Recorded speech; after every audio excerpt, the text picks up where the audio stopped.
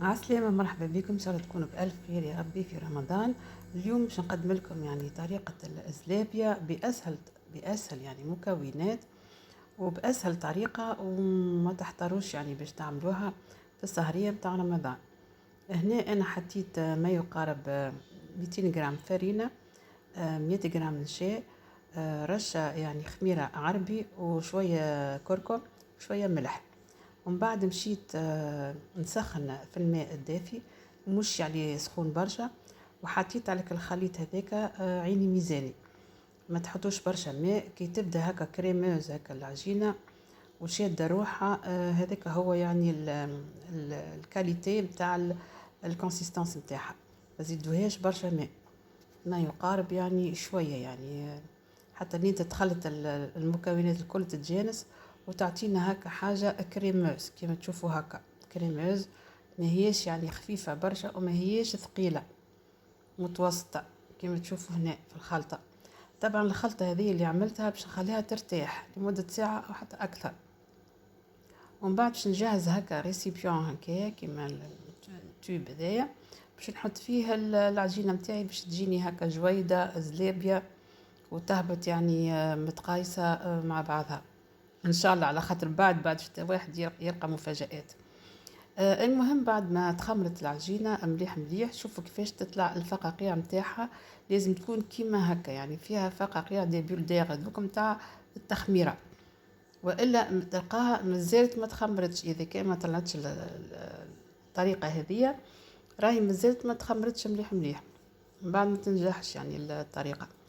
المهم انا باش نحطها هنا في الريسيبيون هذايا في التوب ونخليها. وانا بطبيعه الحال التوب هذايا ما عملتوش كله، قعدت لي يعني برشا يعني عجينه نجم نعملها من غدوه او بعد غدوه. بديت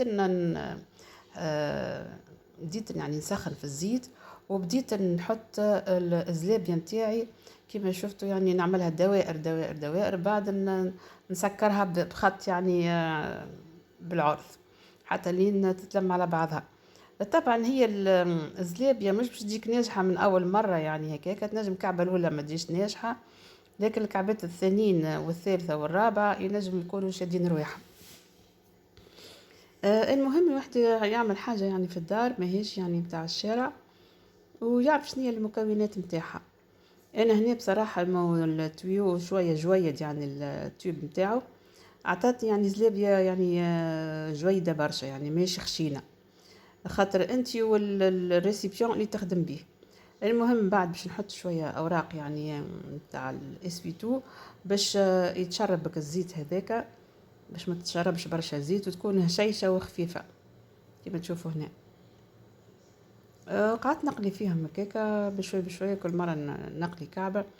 ما نعرفش سبحان الله، الواحد خاطر يده ما تعطيش نفس الميزان، كل مرة تجيني كعبة يعني كيفاش واحدة يعني أكبر من واحدة، ولا واحدة يعني ملمومة أكثر، ولا واحدة يعني حسيلو. المهم مرة بمرة حتى لين الواحد يعملهم كل متقايسين إن شاء الله يعني بنفس الميزان. هي يعني شهوة رمضانية، ماهيش يعني مانيش حلوانية أنا. المهم تعملوا هكاك يعني دوائر دوائر حتى لين تتلم لكم الكعبة. ما تنساوش الردة هذيك باش تسكرها. بعد ما خلصت هنا تقريبا نعرفش قداش من كعبة، خليتهم يستقطروا من الزيت نتاعهم. يشوفوا هنا هشيشة برشا، يعني هشيشة وخفيفة، جاتني يعني ناعمة برشا. باش تحضر السكر نتاع الزلابية اللي هو يجي يعني مش قوي برشا، يعني مش معسل ياسر ياسر ياسر ومش خفيف. المهم باش نحضر في كسرونة أخرى السكر متاعي اللي هو يعني نجم تحطوا مثلا 4 مغارف سكر عليهم كاس ونص ماء. 4 مغارف سكر عليهم كاس ونص ماء. وإذا تحبوا العسل يكون يعني عاتق أكثر لازم تزيدوا السكر باش يجيكم يعني عاتق برشا أو ثقيل، يعني قصدي ثقيل شوية. المهم أنا حضرت الكسرونة متاعي، حطيت فيها السكر، خاطر أنا مش باش نعمل برشا سكر. حطيت فيها يعني ما يقارب كاس إلا ربع من الماء، وخليتهم يغليوا وبعدين عصرت عليهم شوية قارص. كيما تشوفوا هنا فوق الواحد. بعد عصرت عليه عصرة قارص باهية، هذيك اللي باش تعطيني التعسيلة متاع السيرو. وفي آن واحد دوكا الزلابية متاعي يعني ارتاحت وشربت الزيت، شربك البابيه هذاك الزيت متاعها.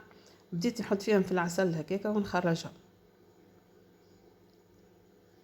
كيما تشوفوا هنا. راهي الزلابية متاع الدار تجي بنينة، راهو تجي هكا هشيشة وتجي خفيفة ما فيهاش برشا عسل.